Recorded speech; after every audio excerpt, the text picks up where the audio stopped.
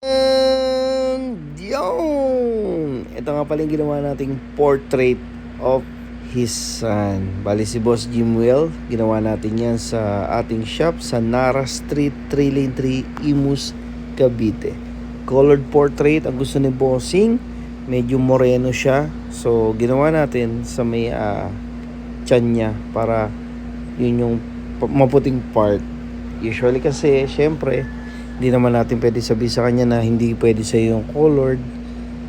Kaya inisipan na lang natin ng magandang place. So kapatid, be my next client. I'm always on the go 24/7. Our shop 24/7. Thank you, Lord. Kuya! Hoy, Gerloins. Si paring Jimwell, no? Yes po. So ginawa natin yung portrait ng anak niya dito sa Tagiliran. Kasi medyo moreno si pare. So umanap kami ng medyo light tone. So, ito natin siya nilagay. Medyo masakit dito. Kamusta na? Okay po. Solid. Solid. Ganda, boss. Thank you. Salamat. So, sa lahat ng gusto magpa-tattoo, punta lang kayo rito, Nara Street, 3 Lane 3, Cavite. So, habang inaano natin, may nag-walking kanina, no? Piercing. Piercing. Tapos si Jello. Ayun, no? Tapos si Buwan. Talaga lagi ko na nila. Wow!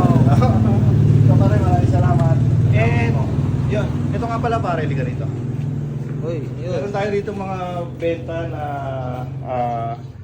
pangpusa, no? Pusag, Pang-aso, aso, manok, pang-manok. kalapate.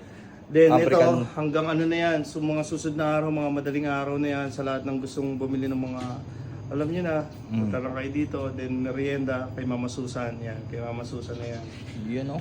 Tinake over niya from Jonas, thank you kay Jonas, saka kay Tijoan. Tijoan. Kasi Tijoan ano na, May trabaho. pag may-ari na ng mga gold, yan. Wow! So, ayun, punta lang kayo rito. So, maraming salamat po. Pare, thank you ha. Apo, salamat po. Pwede rin tayo card tattoo. Yun, no? Tattoo erasure, card tattoo, piercing, Removal, henna. henna, hatid sundo, walking.